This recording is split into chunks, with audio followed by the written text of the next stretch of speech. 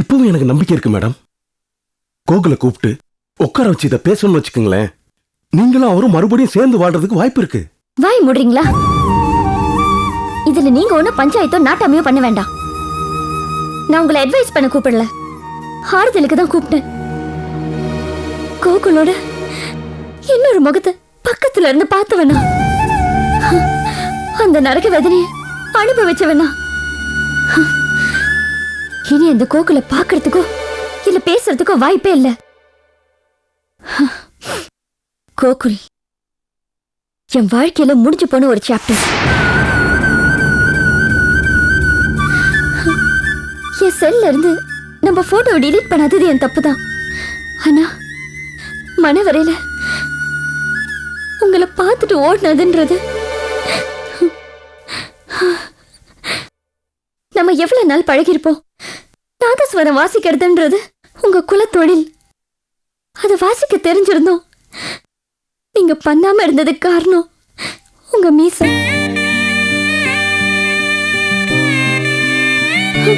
அந்த மீசை எடுத்துட்டு என் கல்யாணத்துல நீங்க வாசிச்சதை பார்த்துப்போ முடியல கோபி. என்னால கண்ட்ரோல் பண்ண முடியாம தான் நான் அழுதுட்டு உள்ள ஓடினேன். அதே மாதிரி ஒரு காட்டுக்குள்ள ஆள் அருவமே இல்லாத இடத்துல என்ன கோகுல் டார்ச்சர் பண்ணப்போ அவன் கிட்ட இருந்து தப்பிச்சு ஓடனப்போ நான் உங்களை பார்த்தேன் பார்த்தீங்களா? அப்ப எவ்வளவு சந்தோஷப்பட்டேன் தெரியுமா? அவன் தப்பிச்சு ஓடினதும் உங்களை கட்டி பிடிச்சு உங்க தோல்ல சாஞ்சு அழணும் போல தோணுச்சு.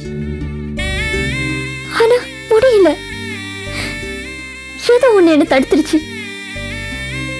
அதான் நம்ம கலாச்சாரம், பண்பாடு. உங்க கல்யாணம் ஆயிடுச்சுல்ல, அதான் தடுத்திருக்கு. அப்போ அந்த எண்ணம் எனக்கு வந்துச்சு, அது ஏன்? அதாங்க யதார்த்தம்.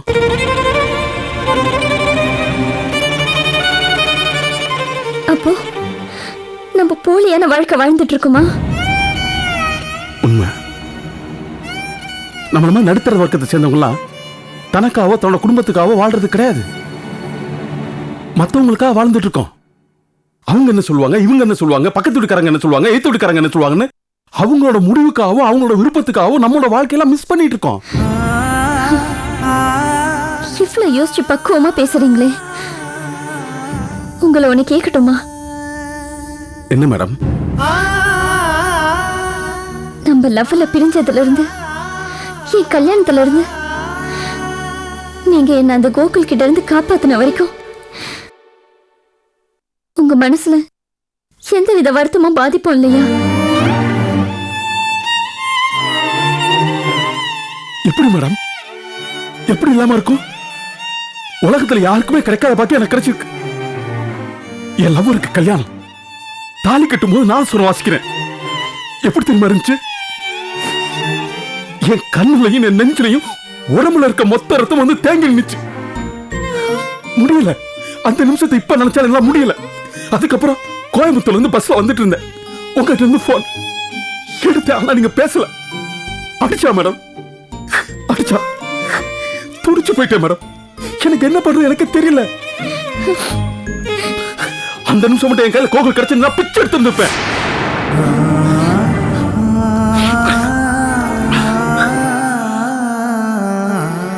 ஆனா அதே இது அவரை நேரில் பார்க்கும்போது எனக்கு அடிக்க கை வரல, முடியல. ஏன்னா அவர் உங்க புருஷன். அந்த நிமிஷத்துல மனசுக்குள்ள தோணுன எல்லா உணர்வுகளையும் அப்படியே புதைச்சிட்டு சட்டம் மாதிரி இருந்தேன். ஆனா ஒரு விஷயம் மட்டும் சொல்றேன் மேடம், என் வாழ்க்கை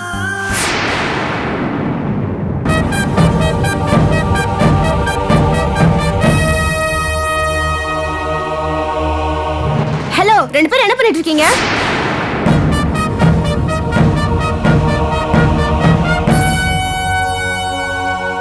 என்ன நடக்குதுங்க? லிமிட் மீறாதன்னு என்ன சொல்லிட்டு வந்தீங்க? இப்ப நீங்க ரெண்டு பேரும் லிமிட் மீறி நடந்துட்டு இருக்கீங்க. உங்களுக்கு ஒரு நியாயம், எனக்கு ஒரு நியாயமா? மகா, இது கோயில், பார்த்து பேசு. அதத்தான் நானும் சொல்றேன். ஏதோ பார்க்ல நின்னு பேசுற மாதிரி பேசிட்டு இருக்கீங்க. கேட்டா என்னைய திருப்பி கேள்வி கேக்குறீங்க. இங்க என்ன நடக்குதுன்னு எனக்கு தெரிஞ்சாகணும். சொல்லுங்க தான். இப்ப இந்த மேடத்துக்கு என்னவா? எதுக்காக அடிச்சு பிடிச்சு ஓடி வந்தீங்க? இந்த பாரு மகா, நீ முதல்ல என்ன ஃபாலோ பண்ணி வந்தே தப்பு. அவங்க பிரச்சனை சொல்லிட்டு இருக்கும்போது அவங்க வேதனை படுற மாதிரி பேசுறியே, அது அதை விட தப்பு.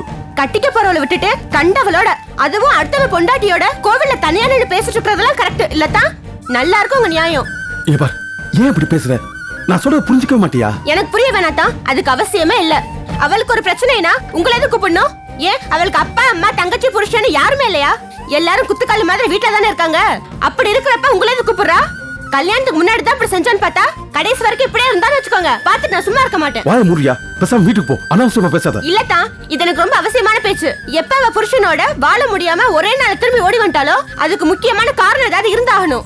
சரி, அது என்ன கன்றாவியா வேணா இருந்துட்டு போட்டோம். ஆனா உங்களை தேவையில்லாம இல்ல இழுத்து விட்டான்னு வச்சுக்கோங்க, அப்புறம் நான் வேடிக்கை பார்த்துட்டு சும்மா இருக்க மாட்டேன். ஏய் இதோ பாருடி, நீ உன் பிரச்சனை எதுக்கு இவர்கிட்ட சொல்லிட்டு இருக்க? உங்க வீட்டுல யாருமே இல்லையா? இதெல்லாம் எதுக்கு இவர்கிட்ட சொல்லிட்டு இருக்க? தெரியாமலே கேக்குறேன். இவர் யாருடி உனக்கு? ஆவுன்னா ஒரு போன் போட்டு கூப்பிடுற.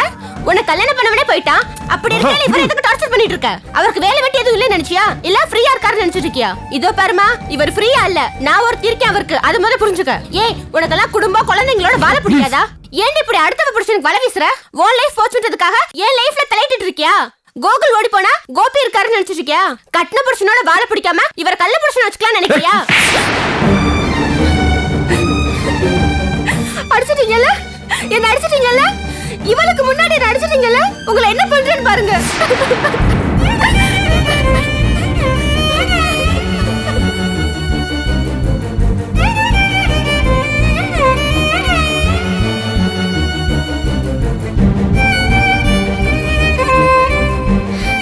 ஏன் இப்ப மகாவை அடிச்சீங்க? உங்ககிட்ட இருந்து நான் இதை எதிர்பார்க்கல. அப்புறம் என்ன மேடம், உங்களை பத்தி இவ்வளவு அசிங்கமா பேசும்போது என்னால சும்மா வேடிக்கை பார்த்துட்டு இருக்க முடியுமா?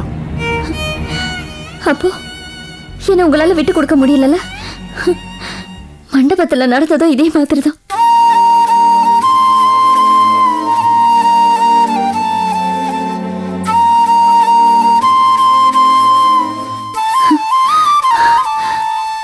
போங்க, போய் அவளை சமாதானப்படுத்துங்க. நான் வரேன்.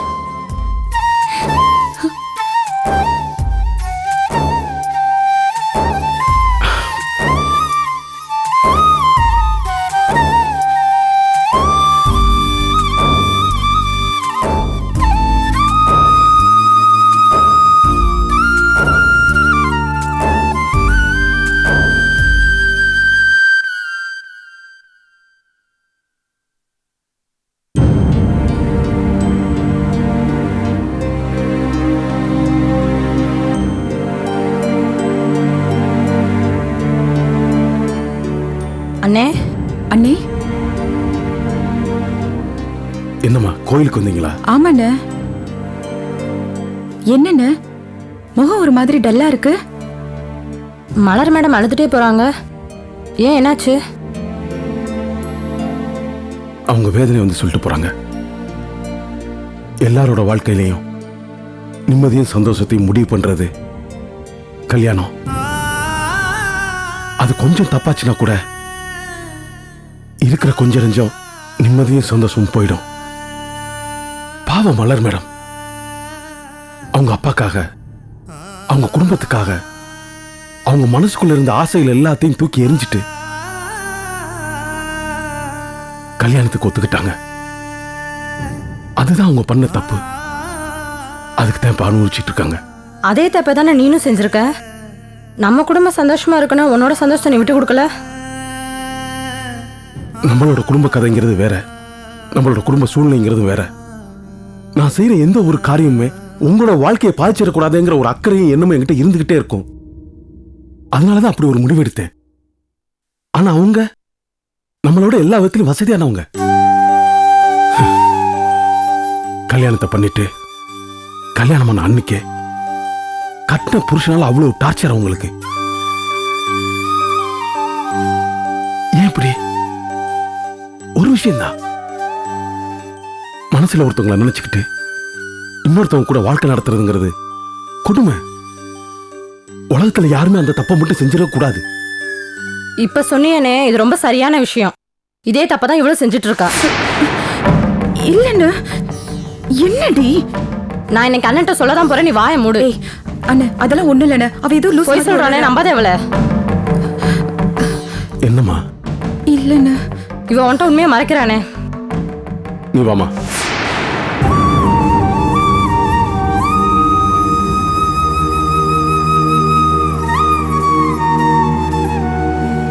என்னம்மா?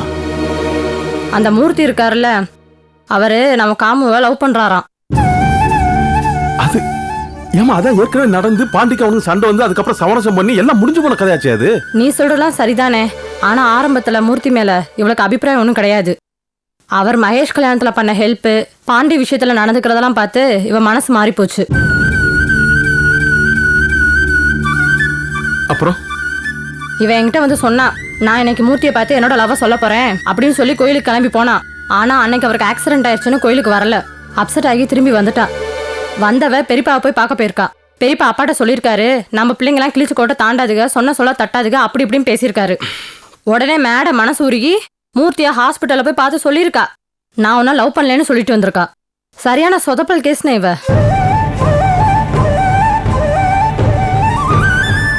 நீ சொல்றது உண்மையாம்மா? பொய் நான் அவளை சொல்ல சொல்லு பாப்போம். வா.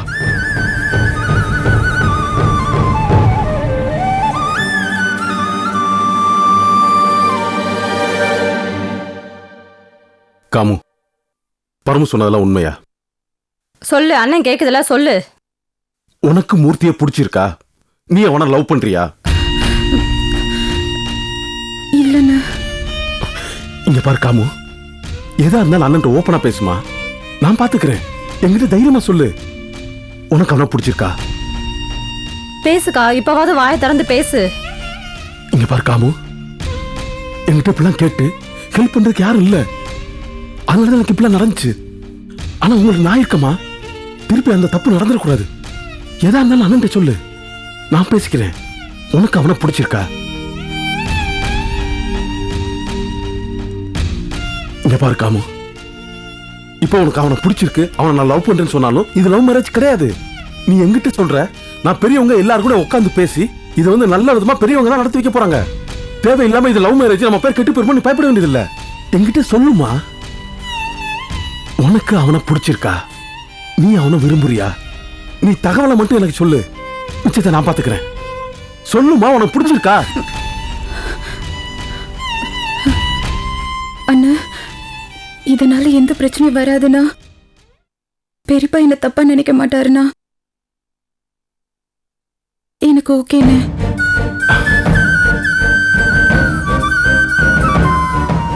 சரிம்மா, நான் முதல்ல மூர்த்திட்ட போய் பேசிடுறேன். அவன் மனசுல இப்படி ஒரு எண்ணம் இருக்கு, அவன் உன்னை கல்யாணம் பண்ணிக்க தயார்னு சொன்னா உடனே அப்பா சித்தப்பா நம்ம வீட்டில் உள்ள எல்லாத்தையும் பேசி இந்த கல்யாணத்தை நடத்தி வைக்கிறேன். கஷ்டப்பட கூடாது காமு.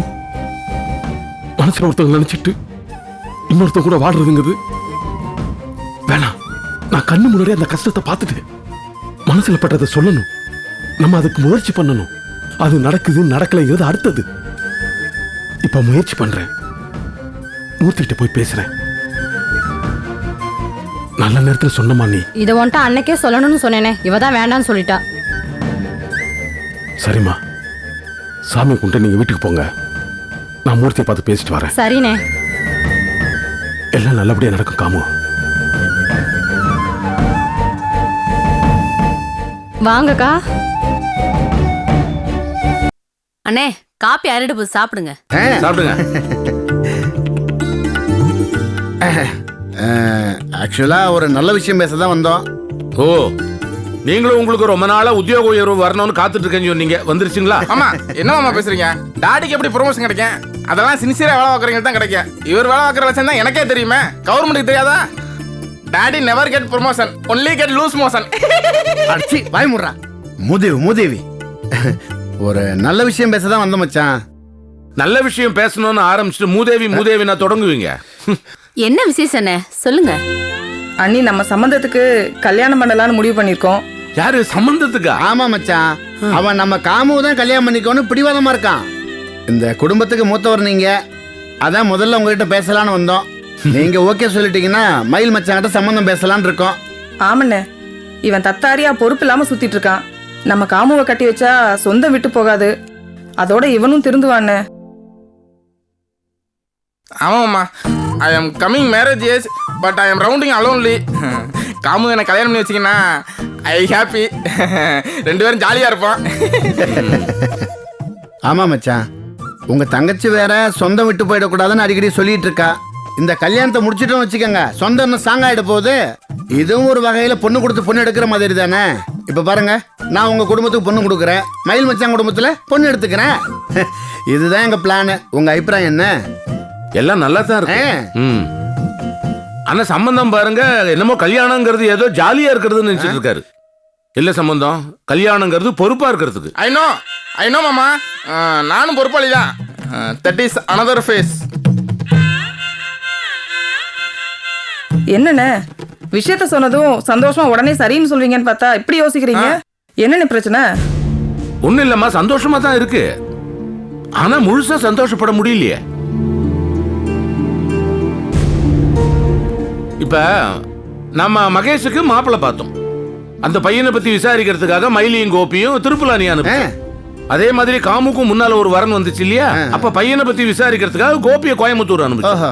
பையனுக்கு என்ன தொழில், என்ன உத்தியோகம், எதுக்காக விசாரிக்கிறோம்? அவன் சம்பாத்தியம் என்ன, பொண்ணை வாழ்நாள் பூரா கண்கலங்காம பாத்துப்பானா அப்படிங்கிறதுக்காக. ஆனா பாருங்க, சம்பந்தம் விஷயத்துல அந்த மாதிரி விசாரிக்கிறதுக்கு அவசியமே இல்லை. ஏன்னா அவனுக்கு தொழிலும் இல்ல, உத்தியோகமும் இல்ல, ஒரு சம்பாத்தியமும் கிடையாது. உலகத்துல எவங்கன்லயும் படாத கலர் ட்ரெஸ்ஸா மாட்டிக்கிட்டு ஊரை முழுக்க சுத்திட்டு இருக்காரு. நிலைமை இப்படி இருக்கும்போது ஏமா என்ன தைரியத்துல காமுவை கூடுன்னு கேட்க வந்த? மாமா, I get easy job, no worry. First marriage, next job. என்ன மச்சான் சொல்றீங்க? அவன் என்ன வெறும்பையலா இல்ல நான் என்ன சாதாரணமான ஆளா? இத பாருங்க, என் பையனும் உங்க பொண்ணும் ஆயுசு பூரா உட்காந்து சாப்பிட்ற அளவுக்கு என்கிட்ட சொத்து இருக்கு. என் ஆஸ்திக்கெல்லாம் ஒரே வாரிசு, அது உங்களுக்கு தெரியும்ல. இதுல எனக்கு எந்த சந்தேகமும் இல்ல. ஆனா கட்டி கொடுத்த சோறு ரொம்ப நாள் வராதும்பாங்க, உங்களுக்கு தெரியும்ல. உங்களுக்கு நிறைய ஆஸ்தி இருக்கலாம், அவனுக்கு ஒரு உத்தியோகங்கிறது வேணாமா? உத்தியோகம் புருஷ லட்சணம்னு ஏன் சொல்றாங்க? காசு பணம் சம்பாதிக்கிறதுக்காக மட்டும் இல்ல. உத்தியோகத்துக்கு போறது ஒரு பொறுப்பா இருக்கிறத காட்டுறது. அந்த பொறுப்புள்ளவன் தான் ஒரு பொண்ணை கட்டிக்கிட்ட பின்ன கண்கலங்காம வச்சு காப்பாத்துவாங்கிறதுக்காக சொல்றது. என்ன மச்சான் இப்படி பேசுறீங்க? அவன் ஏதோ செல்லமா வளர்ந்துட்டான், அதுக்காக கல்யாணமே ஆகக்கூடாதுன்னு சொல்றீங்களா? இத பாருங்க, உங்க பொண்ணுக்கு கடைசி வரைக்கும் பண கஷ்டமே வராது, அதுக்கு நான் பொறுப்பு. ஐயோ, அந்த அந்த அவநம்பிக்கையே எனக்கு இல்ல. எங்க பொண்ணு எங்க போக போகுது? என் தங்கச்சி வீட்டுக்கு தானே போக போகுது. இத பாருங்க, வணங்கி ஒழுங்கா ஒரு இடத்துல உட்காந்துக்கிட்டு அவன் 8 மணி நேரம் வேலை செய்யணும். இது காசு பணம் சம்பாதிக்கிறதுக்காக இல்ல, அப்பதான் வாழ்க்கையில ஒரு ஒழுக்கம் வரும். அந்த ஒழுக்கமும் பொறுப்பும் தான் ஒரு பொண்ணை நல்லபடியா வச்சு காப்பாத்துங்கிறது என் நம்பிக்கை. அந்த வகையில சம்பந்தம் காமுவும் மட்டும் இல்ல, வேற எந்த பொண்ணையும் கட்டிக்க இன்னும் தயாராகலன்னு தான் சொல்லுவேன். Uncle, now you totally finished my life. I fit for marriage. I have tofu and coconut. No problem for idli and chutney. கோழி மச்சான் என்ன பெரிய தொழில் இதுபரா? மகாவுக்கு கோழி மச்சானே கல்யாணம் நிற்கும் போது எனக்கு மட்டும் என்ன குறைச்சா? சம்பந்தம், கோபி பத்தி அப்படி பேசக்கூடாது. கோபி சம்பாதிக்கிறது கம்மியா இருந்தா கூட சொந்த கால்ல சொந்த உழைப்புல யாருடைய தயவும் இல்லாம சம்பாதிக்கிறான். நாளைக்கு நீயே இதே மாதிரி ஒரு உத்தியோகம் தேடிக்க, நானே உன் பக்கத்துல இருந்து உன் கல்யாணத்தை நடத்தி வைக்கிறேன். இல்லண்ணே, கல்யாணத்துக்கு அப்புறம் நல்லது நடக்கும்னு அவன் ஜாதகத்துல இருக்கு. கல்யாணத்துக்கு அப்புறம் ஏதாவது தொழில் ஆரம்பிச்சு கொடுத்துடலான்னு. ஏன் புஷ்பா, நீ ஏன் இப்படி அவசரப்படுற? முதல்ல அவனுக்கு ஒரு உத்தியோகமோ தொழிலோ ஏதோ ஒரு பொறுப்பு வரட்டும். இதெல்லாம் ஒரு பொம்பளை புள்ள சம்பந்தப்பட்ட விஷயம். நாளைக்கு ஏதாவது அவசரப்பட்டு செஞ்சுட்டு பின்னால நிதானமா வருத்தப்படவா? இதுக்கெல்லாம் பதிலா கொஞ்சம் பொறுமையா நிதானமா இருந்தா அவனுக்கு ஒரு உத்தியோகம் தேடி வச்சு பின்னால செய்வோமே.